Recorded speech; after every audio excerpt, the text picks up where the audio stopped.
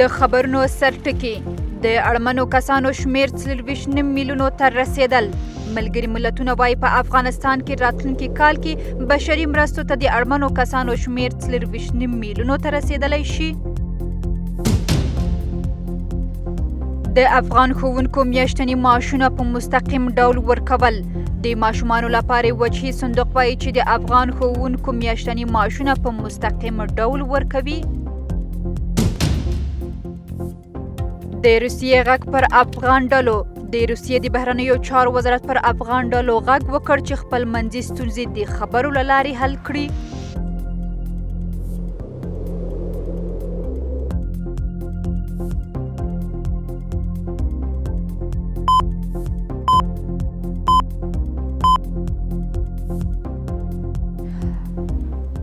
دا هم بشپړ خبرونه. سلامونه، غرمه مو بخیر. زه لیمه سپیڅلې یم. ملګرو ملتونو ویلي چې په افغانستان کې راتلونکی کال بشري مرستو ته د اړو کسانو شمیر 24 میلیونو ته رسیدلی شي. مرستندویو ټولنو د وضعیت په سختېدو افغانستان ته د بیړنیو مرستو د ژر رسونې غږ کړی دی. دا په داسې حال کې دی چې همدا تېره سېشنبه له ژمنیو مرستو بار یوه الوتکه کابل ته ورسېده چې د جګړو له امله پر ځایه شویو کورنیو وویشل شي او ټاکل شوي روانه اونۍ د ملګرو ملتونو د کډوالو چارو ادارې د ژمنیو مرستو 2 نورې الوتکې هم کابل ته ورسیږي. دا مرستې به پر بې ځایه شویو کورنیو ویشل کیږي. د ملګرو ملتونو د کډوالو چارو اداره وایي د جګړو له امله د افغانستان له بیلابیلو ولایتونو شاوخوا 50,000 کسان کابل ته کډه شوي دي. دا کډوال په ډیرو سختو شرایطو او په کوچنیو خیمو کې ژوند کوي. ملګرو ملتونو د ماشومانو لپاره وجهي صندوق یا یونیسف یو چارواکي اعلان کړی چې دغه اداره په داسې یو سیستم کار کوي چې له مخې د افغان ښوونکو میاشتني معاشونه په مستقیم ډول ورکول شي. د یونیسف دا ګام په داسې حال کې اخیستل کیږي چې نړیوالې ټولنې د پخواني حکومت له سقوط سره او د طالبانو له واک ته رسیدو سره طالبانو ته د پیسو په لیږد بندیز لګولی او د افغانستان پانګه کنګل ده چې اوس مهال د طالبانو حکومت د دولتي کارکوونکو د معاشونو په ورکولو کې له ستونزو سره مخامخ دی. د ملګرو ملتونو د ماشومانو وجهي صندوق د ښوونې او روزنې مشرې جینیټ ویګلر رویټرز خبري آژانس ته ویلي چې دا اداره به په افغانستان کې د دولتي ښوونځیو ټول ښوونکي په یو نوي سیستم کې شامل کړي چې له مخې به یې د دوی میاشتني معاشونه د حکومت له لاسوهنې پرته په مستقیم ډول ورکول کیږي.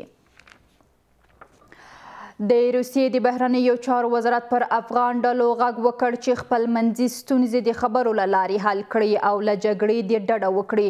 د روسیې د بهرنیو چارو د وزارت ویان د ماریا زاخورا په مسکو کې خبري غونډې ته په دې اړه وویل: موږ فکر کوو چې قومي سیاسي ډلې باید د اوس لپاره داسې هڅې ونه کړي چې د افغانانو ترمنځ د جګړې باعث کیږي. دوی باید پر داسې لارو چارو فکر وکړي چې ملي روغې جوړې ته لاره هواروي، سوله ټینګوي او په افغانستان او شاوخوا سیمه کې د دوامداره ثبات او امنیت لامل کیږي. په افغانستان کې د احمد شاه مسعود د زوی احمد مسعود په مشرۍ د ملي مقاومت په نوم ډلې په وروستیو کې د طالبانو پر ضد د پوځي عملیاتو اعلان وکړ. روسیې په 2003 میلادي کال کې طالبان د ترهګرو په لیست کې داخل کړل او مسکو تر اوسه دا ډله د تروریستانو له لیسته نه ده ایستلې. امریکا د دفاع وزارت وایي د امریکا د بې پیلوټه الوتکې برید چې په کابل کې یې 10 ملکي وګړي ووژل یوه غمیزه تېروتنه وه، خو له هیڅ قانون څخه یې سرغړونه نه ده کړې. د دفاع وزارت یوې خپلواکې پلټنې موندلې چې برید تعصب یا غفلت نه و او د هیڅ ډول انضباطي عمل پایله به ونه لري. د متحده ایالاتو د هوایي ځواک مشر وویل چې دا کوم جرم یا غفلت نه و مګر دا چې په برید کې مستقیم ښکیل کسان په حقیقت کې باور لري چې دوی د احتمالي برید هدف وو. د 7 ماشومانو په ګډون 10 تنه په کابل کې د اګست په 9 د بې پیلوټه الوتکې په برید کې ووژل شول چې ګومان کېږي د داعش یو موټر یې په نښه کړی و. امریکا مخکې ویلي و چې دا برید یوه تېروتنه وه او په رسمي توګه به بخښنه وغواړي. متحده ایالاتو ویلي دي چې د مالی تاوان ورکولو ته دوی چمتو دي. په کابل کې د سردار محمد داود پر پوځي روغتون له برید یوه ورځ وروسته د دغه روغتون رئیس وویل چې دغه برید د دوی پر کاري بهیر اغیز نه دی کړی او اوس وضعیت عادي شوی دی.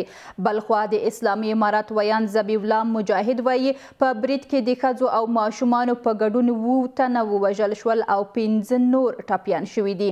د دفاع وزارت د ځانګړو ځواکونو او پوځي چورلکو په مرسته د عملیاتو نوي انځورونه هم خپاره شوي چې خلکو ته ډاډ ورکوي چې دا ډول بریدونو مخنیوي وړتیا لري. دغه برید کورني او نړیوال غبرګونونه هم راپارولي دي. د سردار داود خان روغتون د داعش د برید نه یو ورځ وروسته توی شوي وینې په اوبو سره مینځل کیږي. د سې شنبې په ورځ د غرمې پر مهال 2 چاودنې وسوې او وروسته بیا وسلوال بریدګرو په ډزو سره پیل وکړ. موټرسکیل راغی. موټرسکیل باندې انفجاري مواد یې تړلي وو او نو سکله د دروازې مخې ته راورسېد هغه انفجار یې وکړ. انفجار یې وکړ دی پسې شاته 15 نفر موټر کې راغلل. از این مواقع تر میشدیم که یک صدای دیگه انفجار شدید دیگه بعد بالای از اون دیگه دود دیگه بعد از اون نیروهای امنیتی دیگه تدابیر امنیتی را قایم کردن. دیگه راه عبور رو مردم بند کردن. دیگه با تعقیب از 1.5 ساعت بعد بود که یک حادثه دلخراش دیگه پایان‌تر از این رخ داد. د دې پیښې نه څو ګړی وروسته بیا داعش خراسان څنګه د دې پیښې مسؤلیت په غاړه واخیست. په دې منځ کې بیا د حکومت ویان ذبیح الله مجاهد وایي چې په دې پیښه کې د 3 میرمنو یو ماشوم او 3 تنه سرتیرو په ګډون 7 تنه وژل شوي دي. مجاهد د ژوبل شوو کسانو شمیره هم 15 تنه یادوي خو وړاندې به یوې سرچینې یک تلویزیون ته ویلي وای چې په دې پیښه کې 15 تنه ژوبل شوي دي. موږ الحمدلله لکه څومره چې په مطبوعاتو کې راځي موږ دومره تلفات نه لرو. په هماغه دروازه کې څه زنانه او ماشومان شهیدان شوي دي او 2 او 3 زموږ امنیتي کسان شهیدان شوي دي.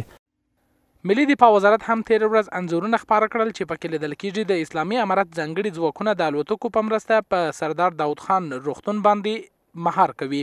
د اسلامي امارت د خبرپاڼې په بنسټ د بریدګرو شمیر 15 تنه وو او روغتون ته د ننوتلو وړاندې د اسلامي امارت د ځواکونو له لوري له منځه وړل شوي دي. امارت اسلامی هم وایي چې دا کار د داعش ډلې کړی دی. امارت اسلامی افغانستان اطمینان می‌دهد که هیچ گونه اضطراب و پریشانی به خود راه ندهند چون اینها در خدمتشان بوده و شب و روز در تلاش هستند تا بهترین امنیت را برایشان فراهم نموده و در سطح کشور هیچ گونه برای دشمنان وقت ندهد تا امنیت را مختل بسازد. په دې منځ کې بیا د سردار داود خان روغتون مسؤلین وایي چې په دې برید بیا په کاري بهیر باندې اغیزه نه ده کړې او په اوس مهال کې بیا افغانستان ستر پوځي روغتون کې وضعیت عادي ډول دی. الحمدلله موږ په روغتون کې داسې هیڅ تلفات نه لرو او ټول د روغتون کارونه چې کوم دي که اکاډمیک کارونه دي او که روغتیایي خدمتونه دي په نارمل ډول باندې اوس هم روان دي. دا برید بیا د کورنیو او بهرنیو غبرګونونو سره مخامخ شوی دی. ملګرو ملتونو ویلي دي چې هغه بریدونه چې ملکي او همدارنګه روغتیایي کارکوونکي پکې موخه ګرځول کیږي بشري حقوقو نړیوالو قوانینو نقض دی او عاملین یې باید ونیول سي. ترکیه، ایران، روغتیا نړیوال سازمان بیا دا برید غندلی دی. پخواني ولسمشر حمید کرزي د دې برید سره ویلي دي چې دا کار د افغانستان په وړاندې توطیې دوام او غیر انساني کار دی. د پخواني دولت مصالحې عالی شورا مشر عبدالله هم دا برید غندلی دی. پاکستان د ملي امنیت د سلاکار ویلي چې د افغانستان په اړه د هند په کوربتوب په سیمه غونډه کې به ګډون ونه کړي. موید یوسف ویلي چې په غونډه کې د نه ګډون لامل سیمه سولې او ثبات د نوې ډلې د ژمنتیا نشتوالی دی. دغه لوړپوړي پاکستاني چارواکي پر نړیوالې ټولنې هم غږ کړی چې له نوي افغان حکومت سره کار وکړي څو د افغانانو په ګوته د افغانستان د اقتصاد د سقوط مخه ونیسي.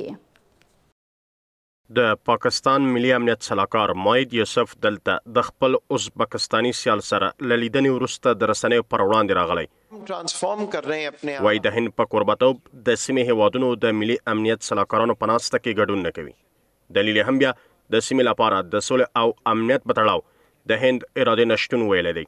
د ده پر خبره هند به د پاکستان سره تعامل لپاره مخکې شي، رښتینولۍ سره باید کار وکړي او دا ښکاره کړي. मैं नहीं जाऊंगा जी, मैं नहीं जाऊंगा. एक स्पॉइलर जो है वो पीस मेकर बनने की कोशिश नहीं कर सकता. هغه ناسته چې نوی ډیلی په پام کې لري د افغانستان لپاره ترسره کړي د نومبر په 11 نیټه ترسره کیږي. په دې ناسته کې بیا د ایران، روسیې، چین، تاجکستان، ازبکستان ملي امنیت سلاکارانو ته بلنه ورکړل شوې ده، خو د افغانستان حکومت څخه بیا هیڅ چاته بلنه نه ده ورکړل شوې. د ازبکستان ملي امنیت شورا منشي بیا د افغانستان وضعیت په تړاو د پاکستان بهرنیو چارو وزیر سره هم لیدنه کړې ده.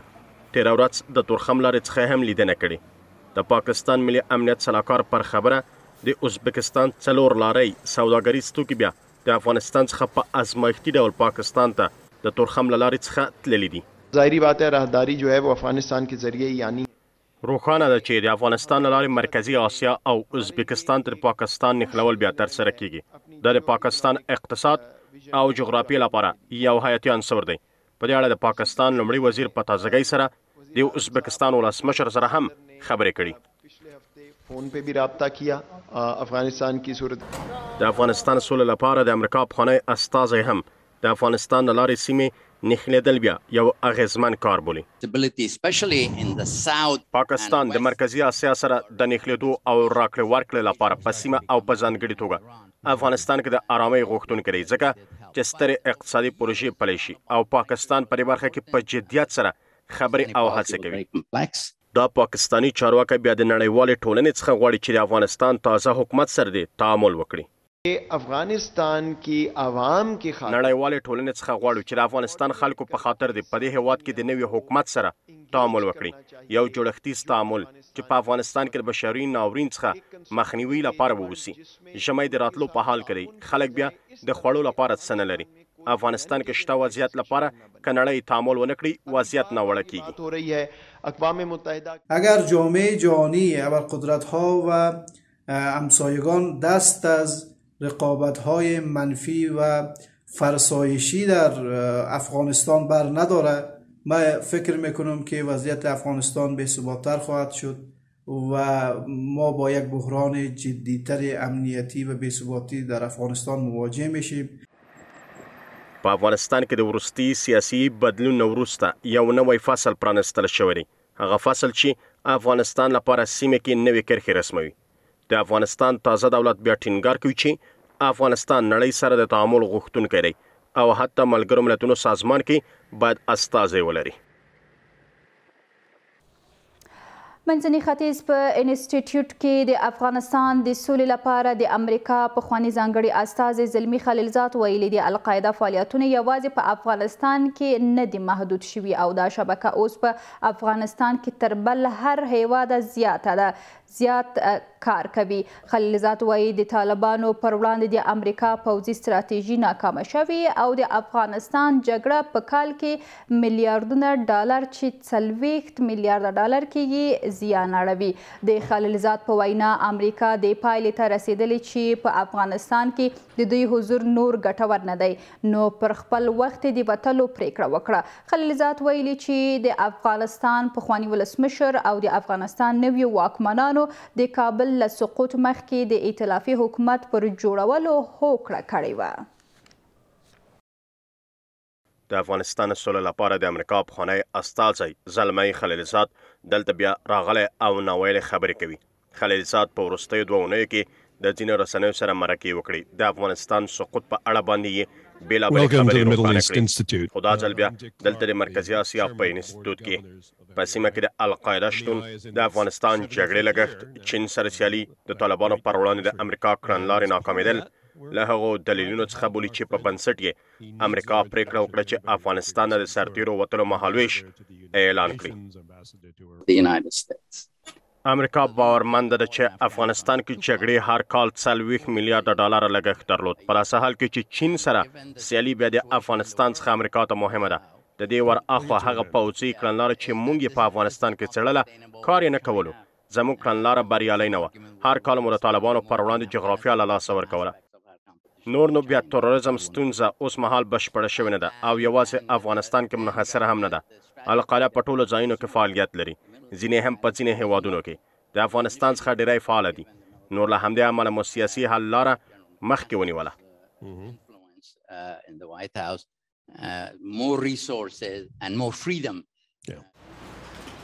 دی وایي چې که چیرې شرایطو پر بنسټ وتل وای امریکا ناچاره وه چې افغانستان کې میاشتو لپاره پاتې شوی وای، افغانستان مسئله کې شامله وای، نو له همدې امله طالبانو له دې کار سره مخالفت کوه، امریکایي سرتیرو باندې بیا برید کوه، نو له دې امله امریکا ناچاره شوه چې د ځان د دفاع لپاره پریکړه ونیسي.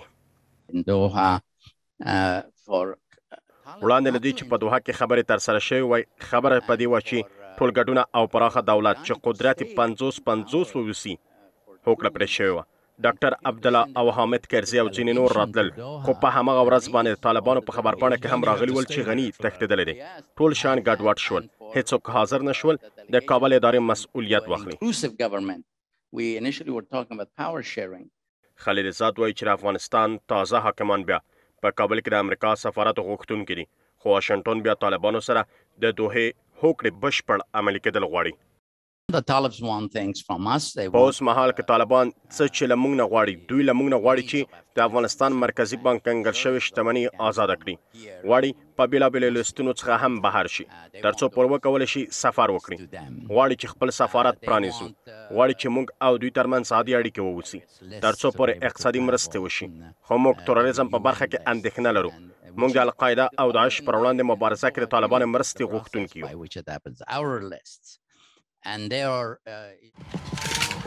له دې سره بیا خلیلزاد پرې باور دی چې د افغانستان سیاسي او اقتصادي ګډوډیو لګښت بیا د تروریزم ستونزې څخه ډیره ده او دا ګډوډي افغانستان او سیمه کې پیاوړې کیږي.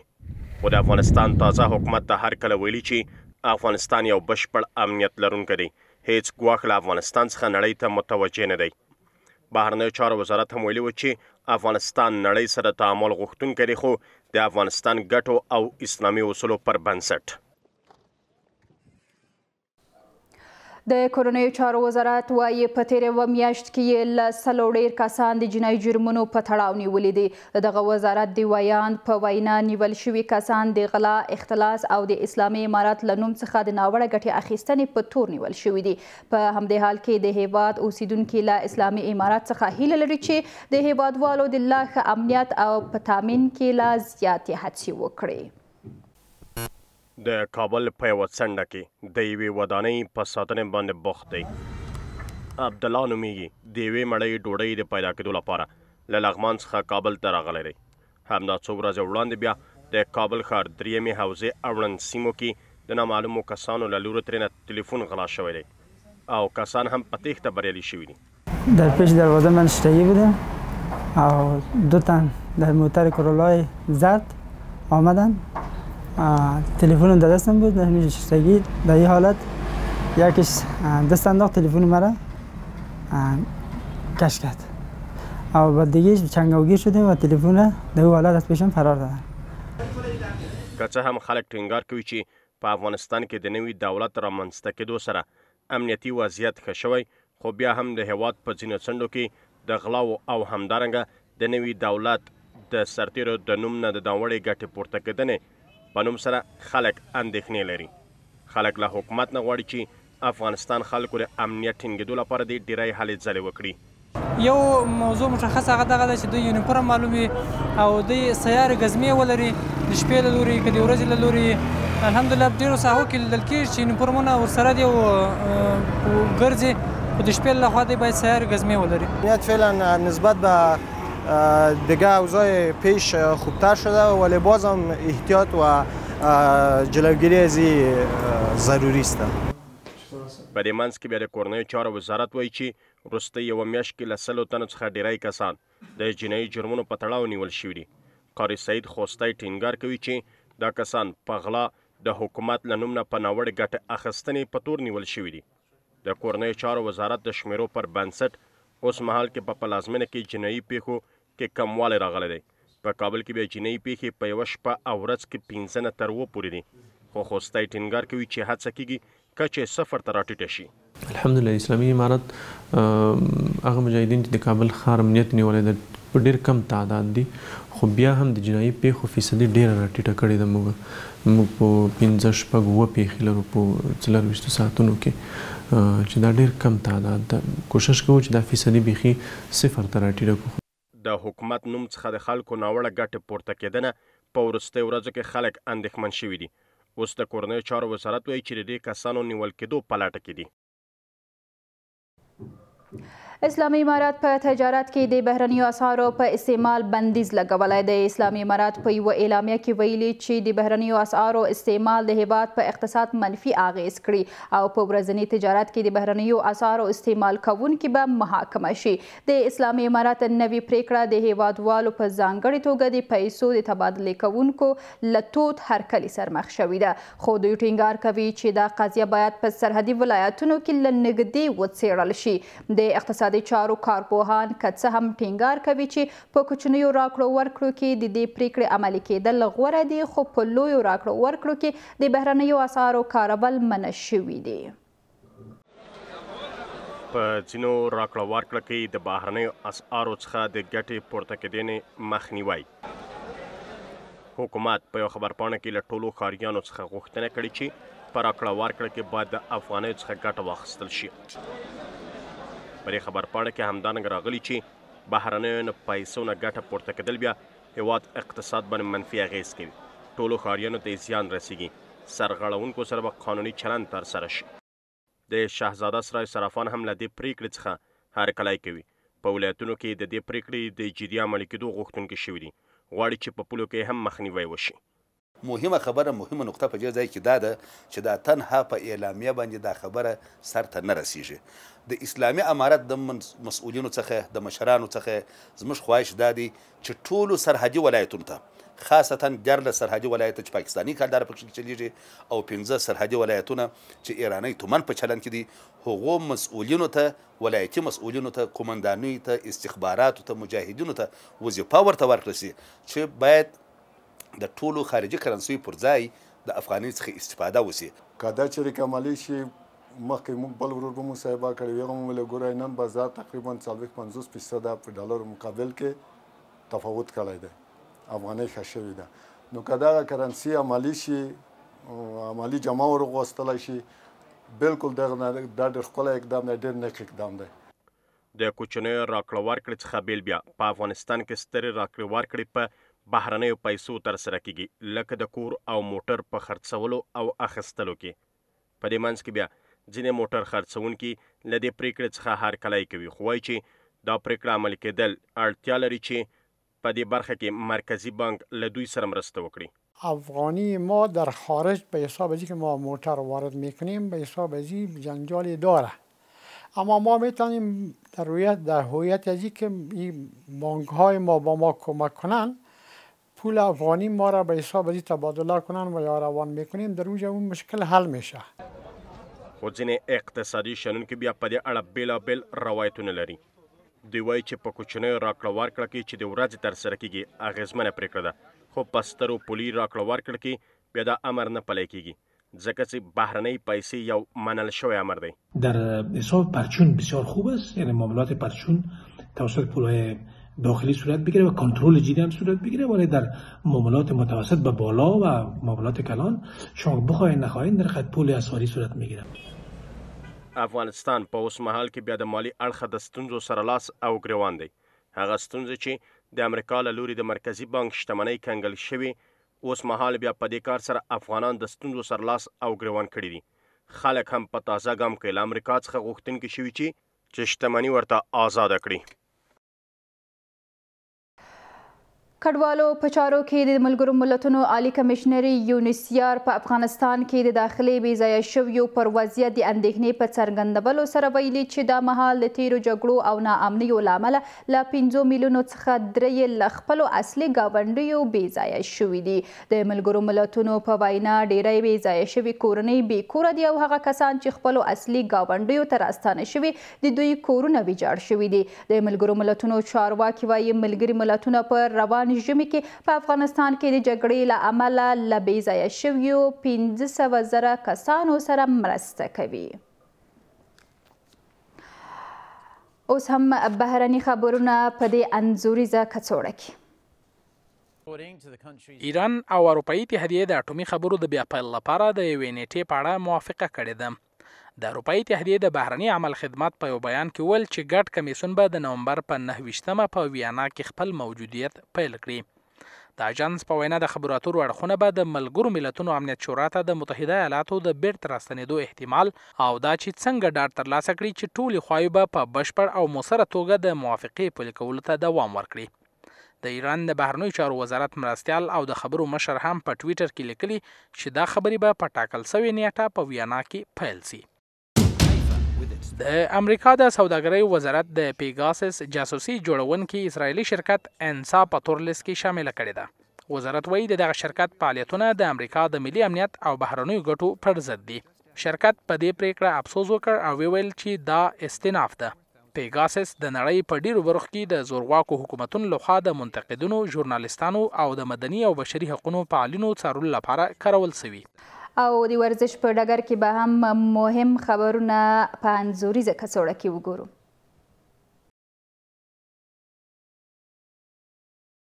د کرکټ سیالۍ افغانستان او هندوستان سیالۍ کې هندوستان بریالی سو.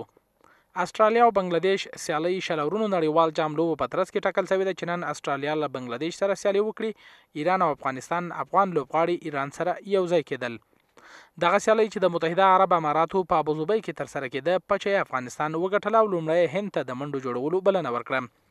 هند په ټاکلو 10 اورونو کې د 2 لوبغاړو په سوځېدو سره 210 منډې وکړې. د هند روهیت شرما 40 کې ال راهول 9 هاردیک پانډیا 15 او ریشب پنت 22 منډې وکړې. په جواب کې افغان لوبډلې د او لوبغاړو په سوځېدو سره 144 منډې جوړې کړې او سیالي وبایلله. لکه څنګه چې تمه کې د افغان توپ اچونکي شو نه ځلیدل، یوازې ګلبدین نایب او کریم جنت یوه ویکټه واخیسته. په توپوهنه کې د افغانستان لپاره کریم جنت تر ټولو ډیرې 42 منډې وکړې. د ده ترڅنګ لوبډل مشر محمد نبی 15، رحمان الله ګربز 19 او ګلبدین نایب 18 منډې جوړ کړې. د هند لپاره محمد شامی 3، روی چندرن اشوین 2، جسپریت بومیرا او رویندر جډیجا یوه ویکټه واخیسته. د دغو سیالیو نیمه پایلوبې ته د تلو لپاره افغان لوبډلې باید خپل راتلونکې لوبه له سکاټلند څخه وګټي. د کرکټ د 10 اورونو نړیوال جام لوبو په ترڅ کې ټاکل شوې ده چې نن استرالیا له بنگلاديش سره سیالي وکړي. دا لوبه د استرالیا لپاره مهمه ده. بنگلاديش له دې جامه وتلی دی او استرالیا باید بنگلاديش ته په ډیر توپیر ماتې ورکړي چې نیمه پایلوبې ته هیلې ژوندۍ پاتې سي. د نن ورځې بله لوبه د ویسټ انډیز او سریلانکا ترمنځ ده. سریلانکا بل پړاو ته د وتلو هیله نه لري، خو د ویسټ انډیز له هم هیله شته. د 10 اورونو د کرکټ د نړیوال جام لوبې په متحده عربي اماراتو او عمان کې روانې دي. دا لوبې د اکتوبر په 18 پیل شوي او پایلوبه به د نومبر پر 14 وي. د هیواد ویلچر ملي لوبغاړی سید نذیر د ایران باسکټبال ویلچر غوره لیګ یو فصل سره قرارداد په بنسټ کار وکړ. د هیواد ملي لوبغاړی شونې دی چې د ایران پارسای صنعتي ټیم کې لوبه هم وکړي. قطالي له 2 کلونو راپدې خوا د هیواد ویلچر ملي ټیم غړیتوب لري. قدرمنو لیدونکو دا د نن غرمې د 12 بجو خبرونه چې تاسو مو وړاندې کړل، ملتیا مو مننه. الله مو مل.